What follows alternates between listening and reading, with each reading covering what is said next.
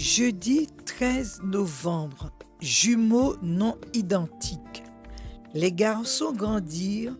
Ésaïe était un chasseur habile, un homme des champs, et Jacob était un homme simple qui habitait sous des tentes. Genèse 25, verset 27.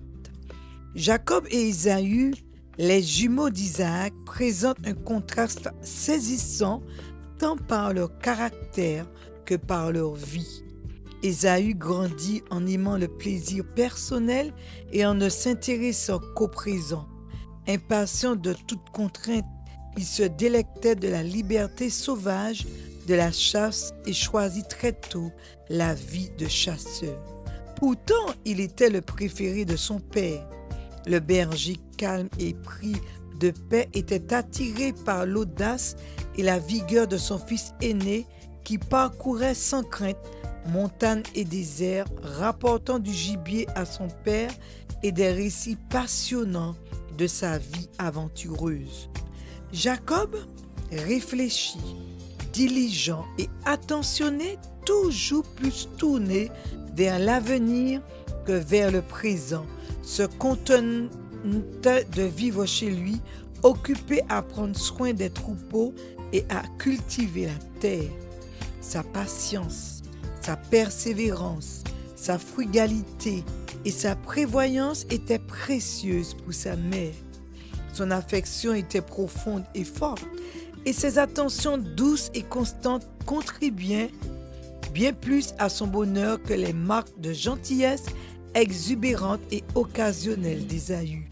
Jacob avait appris de sa mère que Dieu avait décidé que le droit d'aînesse lui reviendrait, et il était rempli d'un désir indicible pour les privilèges que cela lui conférerait. Ce n'était pas la possession des richesses de son père qui convoitait. Le droit d'aînesse spirituel était l'objet de son désir ardent.